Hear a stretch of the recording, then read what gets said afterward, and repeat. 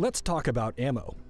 New players might not always understand that the set of shells loaded on a tank by default may not always be the optimal option.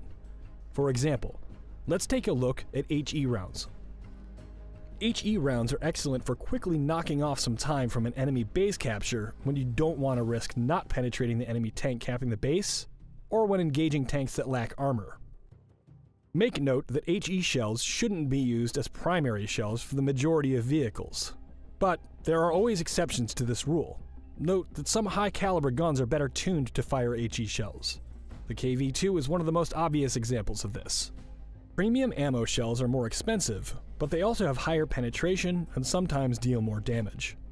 Purchasing this ammo makes your life easier, but I recommend that you use them only in the most critical situations, like facing a heavily armored opponent of a higher tier.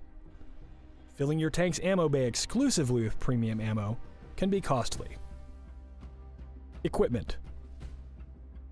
There are many equipment choices in World of Tanks console, but which ones are best? It entirely depends on the type of vehicle you play. But I certainly wouldn't be wrong in saying that every tank should have a gun rammer. No exceptions.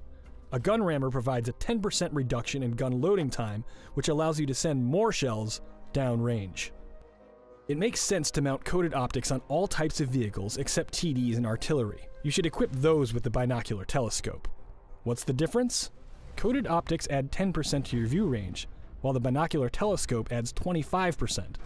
But the latter only activates after you've been stationary for 3 seconds. Let's imagine a simple case of using coated optics. There are 2 identical tanks on the battlefield.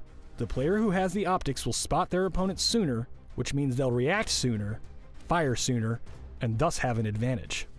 Now let's take a look at the enhanced gun laying drive and vertical stabilizers.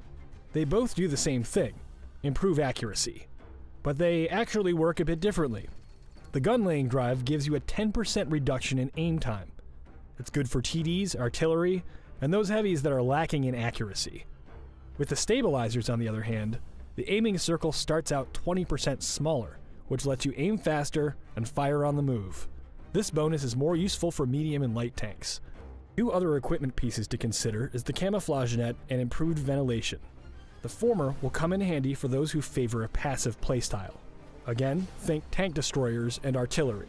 Even though it needs 3 seconds of standing still to start working, your tank will be much harder to spot after those 3 seconds. Keep in mind that the size of your vehicle matters a lot here. The mouse won't benefit much from the camouflage net. Improved ventilation provides a 5% boost for all crew members. The boost is always great to have, especially if you have a fully trained Brothers in Arms skill.